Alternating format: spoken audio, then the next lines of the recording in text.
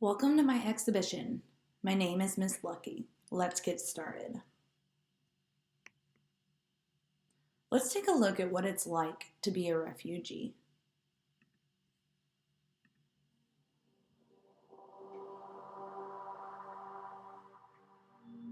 Almost everyone we spoke during the summer months, they spoke that they fled because they fled their homes because they're escaping destruction, violence, prosecution, the fact that their children cannot go to school, cannot get education.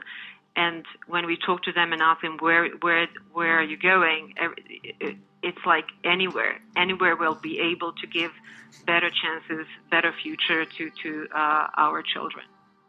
For those in the parks in Belgrade, we have been able to offer distributions of food, water, refer them to our mother and baby corner that has been set up because many of the women that are traveling these routes have small babies. UNHCR in Macedonia also quoted that every 8 women on this road is pregnant. So a lot of support to pregnant or breastfeeding mothers is really needed. So that has been one of our focus in the initial weeks of the response.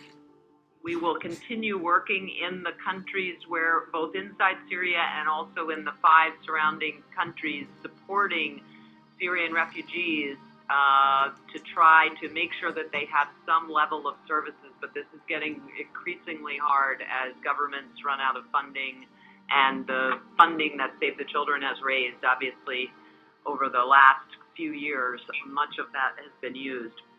One main reason I keep hearing over and over again is people just want to live a life in dignity, and they want to be in a place where they feel safe and they can see their children grow up and be educated and healthy. And I think that word dignity is really important here. And I think Syrians have just lost hope that that's going to be possible anytime soon. All of the families that I spoke to, no one wanted to be a refugee. They all wanted to start a new life.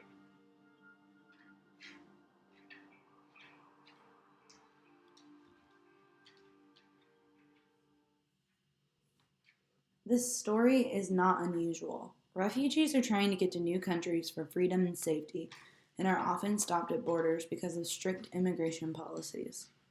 For this and other reasons, I believe that the process to enter a new country should be changed.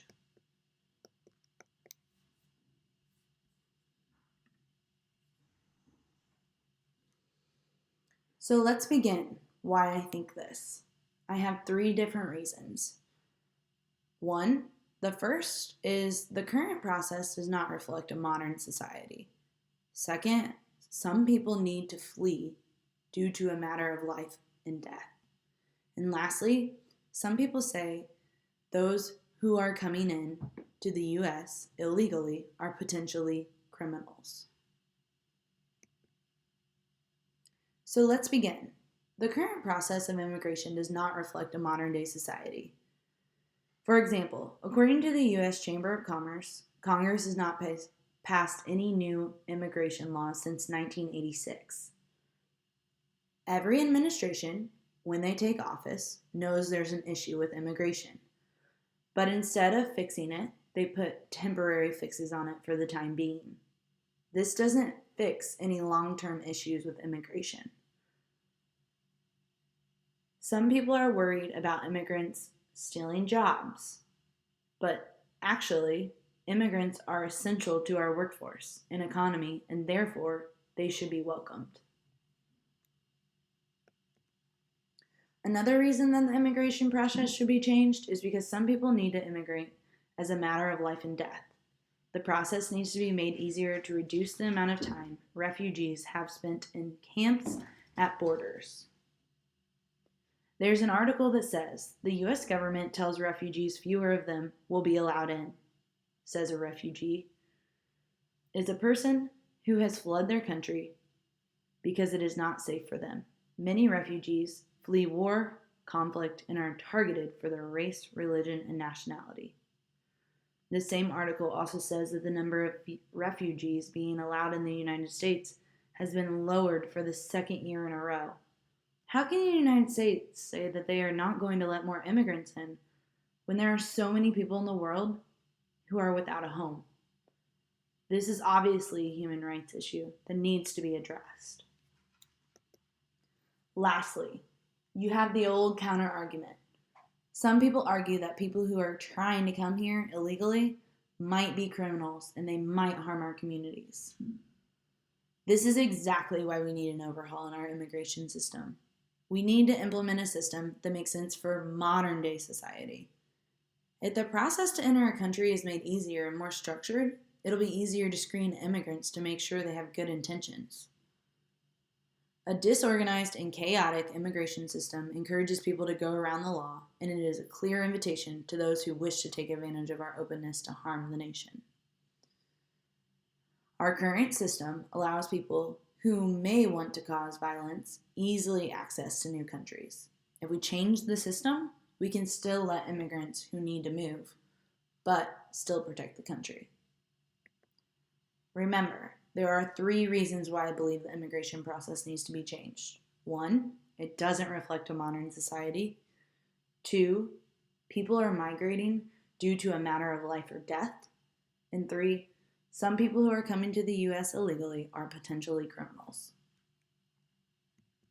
With this, I want to conclude. The process for immigrants to come to a new country has to be changed.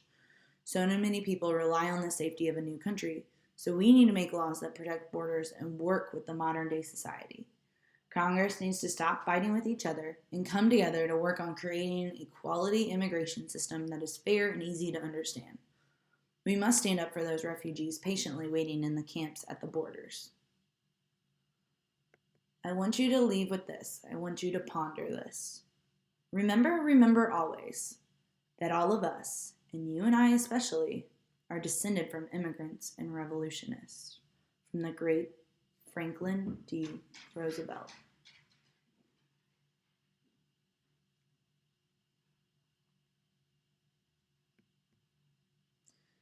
Here's my resources. Thank you for watching.